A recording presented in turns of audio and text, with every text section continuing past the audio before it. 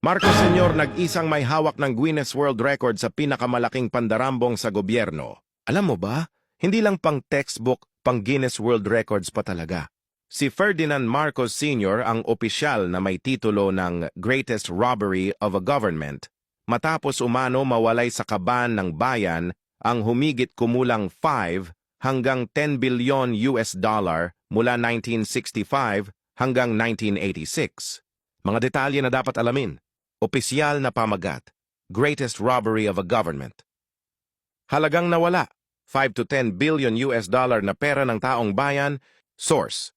Mismong gobyerno ng Pilipinas, inanunsyo noong April 23, 1986. Status. Nasa mga lumang libro ng Guinness, verified, hindi binawi at hindi dinidispute. Website visibility. Nagbabago ang site pero hindi ibig sabihin na nabura ang katotohanan. Kung mahal mo ang Pilipinas, i-share mo to para mas maraming kabataan ang makaalam ng totoong kasaysayan.